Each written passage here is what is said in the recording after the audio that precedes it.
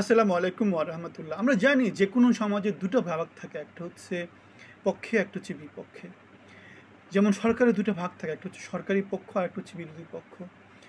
যে কোনো জায়গাতে একটা হচ্ছে গিয়ে অ্যাগ্রেসর আর একটা হচ্ছে ভিকটিম, দুইটা পক্ষ, এর বেশি পক্ষ কিন্তু নাই। সো বাংলাদেশের সমাজেও কিন্তু এখন দুটো পক্ষ আছে। রাজনৈতিক দল হয়তো অনেকগুলো আছে, যেমন আওয়ামী লীগ, বিএনপি, জাতীয় পার্টি, জামাত, বৈষম্য বিরোধী, ন্যাশনাল সিটিজেন পার্টি, গণতন্ত্র মঞ্চ, তারপরে কী আছে না, অনেক কিছু আছে। কিন্তু পক্ষ বেসিক্যালি দুটো, একটা হচ্ছে সরকারি পক্ষ আর একটা হচ্ছে বিরোধী পক্ষ। সরকারে যারা আছে তারা হচ্ছে করাপ্ট, আর একটা হচ্ছে করাপশনের বিরোধী। আপনি কি এই কথা দ্বিমত পোষণ করেন? তাহলে আমাকে বলেন, চাঁদাবাজি কারা করছে, মাস্তানি কারা করছে, মব কারা করছে, অথবা আইনশৃঙ্খলা পরিস্থিতি নষ্ট করছে কারা, অথবা কিশোর সন্ত্রাস, অথবা দেশের আনাচে কানাচে আমাদের যেই সিন্ডিকেশন বাণিজ্য চলতেছে সেগুলো কারা করছে, নিয়োগ বাণিজ্য কারা করছে, অথবা আমাদের টেন্ডার বাণিজ্য যেগুলো হচ্ছে সেগুলো কারা করছে, অথবা এই যে সরকারের পদে যে নতুন নতুন যে নিয়োগগুলো হচ্ছে যেখানে মেরিটের কোনো বালাই নাই, আমি তাকে চিনি, সে আমার লোক, এটা কোন থ্রুতে হচ্ছে? আমরা দেখেছিলাম কোন এক সাবেক সচিব তার এটাকে কি বলে, তার তদবিরের থ্রুতে তার ফ্যামিলি থেকে একাই 7 জন লোককে নিয়োগ দিয়েছে, একটা খবর আমরা কোনো এক সময় দেখেছিলাম। সুতরাং আমরা দেখতে পাচ্ছি যে কোনো জায়গাতে দুটো পক্ষ, একটা হচ্ছে সরকারি পক্ষ আর একটা হচ্ছে বিরোধী পক্ষ, একটা হচ্ছে করাপ্টেড দুর্নীতিবাজ, আর একটা হচ্ছে দুর্নীতি বিরোধী। সুতরাং আমরা বাংলাদেশের সমাজেও হাসিনার সময় যেটা দেখেছিলাম, সরকার করাপশন দেদারসে করে যাচ্ছে, যারা করাপশন পাচ্ছে না তারা করাপশনের বিরোধী, যারা বিরোধী পক্ষ ছিল, যারা সরকারের পক্ষ ছিল না তারা ছিল করাপশনের বিরোধী। সুতরাং আমরা এখন একই অবস্থা দেখতে পাচ্ছি। সরকারের এই যে মব প্রীতি, আইনশৃঙ্খলা পরিস্থিতিকে সরকার যেভাবে হয়তোবা ক্রিয়েট করা হচ্ছে, আমাদের সেনাপ্রধানের ভাষা যেটা বলা হয় যে নিজেদের সৃষ্ট। সো এগুলো কেন করা হচ্ছে? এগুলো করার একটাই উদ্দেশ্য, সেটা কি? সেটা হচ্ছে ক্ষমতার হাতকে লম্বা করা।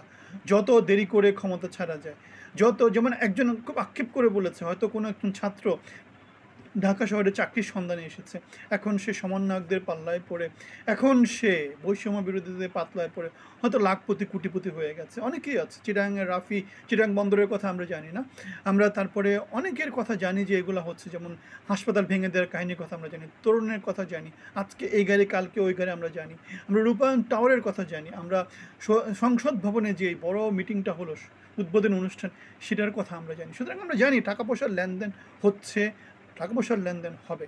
এখন যত কাজ যেগুলো হচ্ছে, যেগুলা মানে নেতৃত্বে থাকার কল্যাণে তারা এগুলো লুটেপুটে নিচ্ছে, অর্জনটা বাংলাদেশের আপামর জনসাধারণ। বাংলার আপামর জনসাধারণ কিন্তু রাস্তায় নেমেছে। এখন বাংলাদেশ আপামর জনসাধারণগুলো কী হয়ে যাচ্ছে, তারা ট্যাক্স দিচ্ছে, ব্যাট দিচ্ছে, তারা দ্রব্যমূল্যে পিষ্ট হচ্ছে, আইনশৃঙ্খলা পরিস্থিতিতে তাদের সহায় সম্বল হারাচ্ছে। কিন্তু যারা ক্ষমতায় আছে, অল্প কিছু 5-6 জন, তারা নিজেদের আখের গুছিয়ে নিচ্ছে। তারা আজকে এই গাড়ি, কালকে ওই গাড়ি, আজকে এই 5 স্টার, কালকে ওই 6 স্টার, এইভাবে তারা করে বেড়াচ্ছে। সুতরাং মানুষের এখন দুইটা দল, একটা হচ্ছে নতুন করাপ্ট আর একটা হচ্ছে করাপশন বিরোধী, একটা হচ্ছে সরকার আর একটা হচ্ছে সরকার বিরোধী, একটা হচ্ছে দুর্নীতিবাজ আর একটা হচ্ছে দুর্নীতি বিরোধী। আমাদের অবস্থান সব সময় দুর্নীতি বিরোধী, অপশাসন বিরোধী, করাপশন বিরোধী, বাংলার জনগণের পক্ষে আমাদের অবস্থান। শোষক এবং শোষিতের মধ্যে আমাদের অবস্থান সবসময় শোষিতের পক্ষে। আমরা জনমানুষের হয়ে কথা বলি, আমরা সাম্য, মানবাধিকার এবং ন্যায্যতার ভিত্তিতে কথা বলি। আপনার মতামত ভিন্ন হলে কমেন্টে জানাবেন। ভালো থাকবেন, ধন্যবাদ।